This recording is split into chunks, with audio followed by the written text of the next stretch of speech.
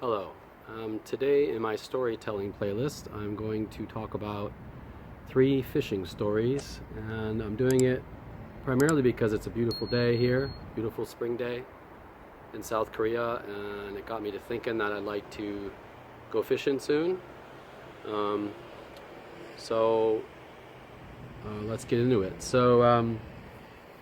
I come from Michigan, from Detroit, but it's like Michigan is an outdoorsman state in the USA. There's lots of outdoor activities, especially in the summer and the winter. And fishing is a major part of living there. In fact, I can't even remember a time where I wasn't fishing. That's how young I was. Um, Now, my parents are divorced, so I have a father and a stepfather, and um, both of them were very into fishing. So that was a very big part of my childhood, for better or worse. I'll get to that in a minute. Um, so when you live there, there are many different kinds of fishing, different styles. And I think my first story, I'm going to talk about a moment. I guess this is a little more comical, but okay, my dad is very, very serious about fishing. I would say he sees it as almost beyond a sport. He collects all the different things, and if you go into his garage, it's full of fishing equipment, fishing tackle. So he takes it very seriously, and I used to go to his house on the weekends, and often on a Sunday or sometimes even a Saturday, if he wasn't working, he'd want to go fishing. And sometimes it was fun, sometimes it wasn't. If it was raining or I was tired or something, or I think for an adult, it can be more fun because you are decompressing from the world. But for a child, it can be fun, but it can also be kind of boring, I guess. Just because kids don't like being quiet, for one thing. For fishing, you have to be quiet. And for another thing, kids don't like being contained in a space. And if you're on a small boat, then you're in this small space for several hours in the sun, mostly. Sometimes I liked it, sometimes I didn't. Well, for one of my birthdays, I don't remember which one, I was probably 8 or 9 maybe, my dad decided to, I think, try to get me more invested in it because I was getting closer to being a teenager. And he bought me a very expensive fishing rod. The brand is called Ugly Stick, and I don't know what they cost now, but I know back then it was quite a lot. And I was happy because I did like fishing sometimes, but up until that point I kind of had hand-me-downs or just cheaper rods from like the department store. So as soon as I got the rod, I was already a bit nervous about it. I think it's kind of like if you have a junker car, you don't care and you kind of do whatever you want with it. But if you have like a Lamborghini, you suddenly become very aware of where you're parking it, or how you're handling it. It's just, there's more at stake. So we went fishing, and we got out onto the lake because my father likes to fish on the smaller lakes. My stepfather likes the bigger lakes, the Great Lakes, because my father likes to fish for like bass and pike and things like that, whereas my stepfather liked to fish for muskie and salmon, mostly. So we got on the lake, and it was just me and him, and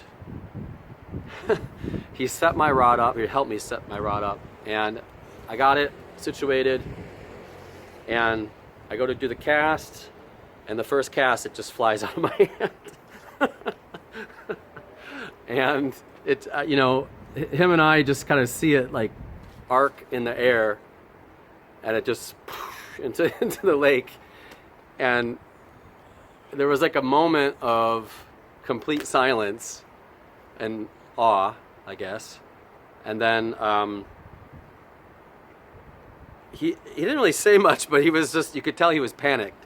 And so he like tries to pull up the anchor really fast and paddle the boat over to that area, because it wasn't really that far, but it was far enough that, it was far enough. And he gets it over there and drops the anchor again, and then he's like looking and trying, eventually he starts like putting the anchor down to try to see if he could kind of like lift it up, or catch it. This went on and on and on. He was pretty angry at me. And I felt really stupid, I mean, it would have been different if I, if I had it for a week or a month and then did that. I think it would have been different, but the fact that it was like the first throw just made it unbelievable.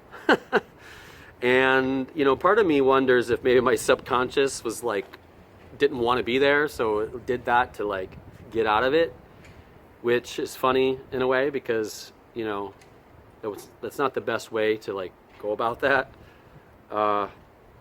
But we ended up not finding the rod. It sank to the bottom and it was gone forever. I mean, maybe someone found it eventually. I don't know. But yeah, that didn't go over well. And even to this day, like that will come up here and there if I'm back home and I'm talking to my father or something.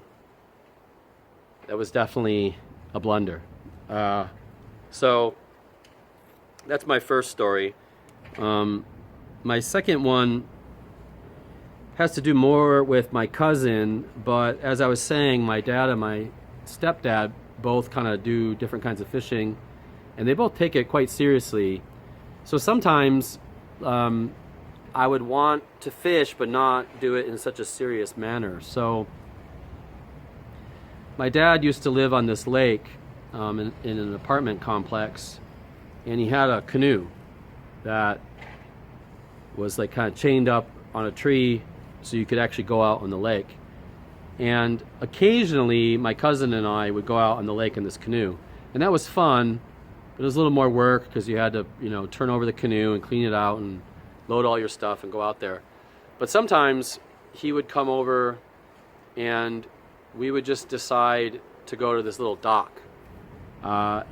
Looking back, I think those were some of the greatest times fishing, because we would just take bread and put it on a hook and just chat and kind of like throw it off the dock, cast it off the dock. And we would catch things, they weren't always big, it was pretty small. Occasionally we catch something a little bit bigger.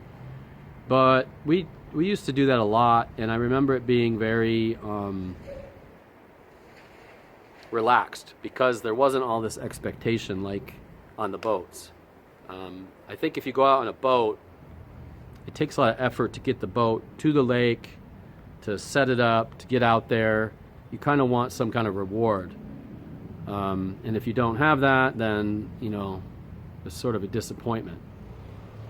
But if you just take your little tackle box and you have your one rod and you kind of walk down the street and you go and you just kind of sit down and talk about comic books or whatever we were talking about, it's definitely more relaxed, and I think it was more enjoyable.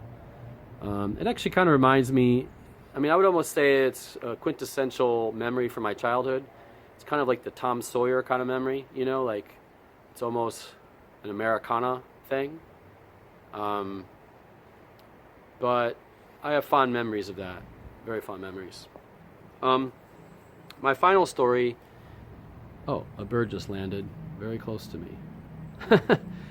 Big bird, actually. My final story is actually about Korea, about here. And it's funny that a bird just landed, because in Korea you don't really see a lot of nature. It's really hard to get away into the woods and into nature.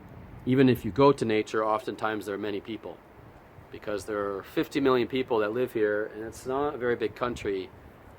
And anything that has any kind of appeal will be bombarded with people. So if you go to often if you go to a lake, there will be many people there. If you go camping, many people. Any kind of festival, packed with people. So it's always hard to find a space where you're alone or you have some kind of privacy. But I went on a trip with two of my friends a couple years ago. We went to this small lake that was kind of, I would say, a bit pathetic. Because it was dry for a long time, the lake level went very low. And so, I mean, the lake was probably 2 or 3 feet, maybe 4 feet lower than it normally is.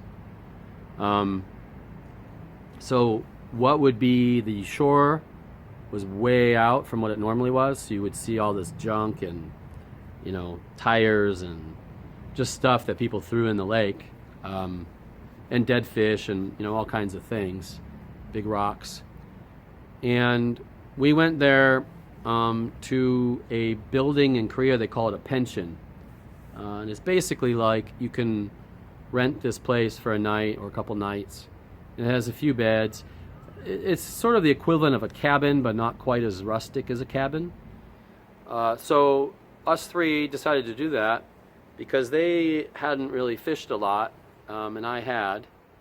So they were kind of like, you know, asking me if I want to do it, and I said yes.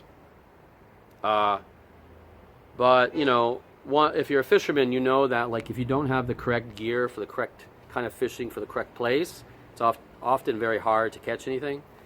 And unfortunately, it's sort of hard to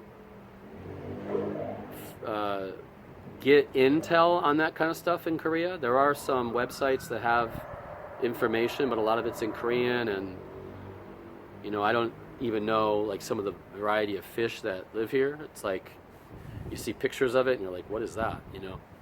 But we went there and we decided to go fishing, and, you know, they didn't really catch anything and I didn't catch anything until I ended up catching this really tiny fish, which it was a bluegill, I think. It looked like a bluegill. And, you know, the highlight of it wasn't really the fishing. There were two highlights. One was just we had a barbecue after the night we stayed there, and that was quite nice. That was fun. It was a good bonding moment. Something that men, I think, really like to do is put on a fire and just kind of chat, talk shit, I guess, and, you know, maybe have a few beers and that kind of thing. And, you know, we had quite a big spread. We all brought different food, and it just went on for hours, and we just had a really good time. But the next morning, they didn't really want to get up. They were hungover, and I actually knew that the best fishing would be at like 6 in the morning, 5 or 6 in the morning. So I forced myself to get out of bed, and I actually went fishing alone. I actually recorded a video of it. I'll post it on the top here if you want to check out that video of me actually at the place. But that was a real big highlight because I was there alone, and it was quiet. It was probably the quietest I've ever seen it in Korea, because usually there's just people everywhere. And it was definitely a moment of peace, and I appreciated that at the time. But that's something I think that, you know, I can get behind, and this is something I think my father was searching for when he would go fishing so often, is for that peace.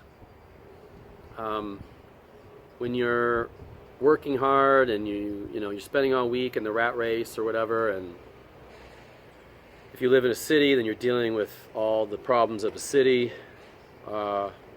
It's nice to have a moment or two where you can just decompress and be one with nature, be sort of in our natural state.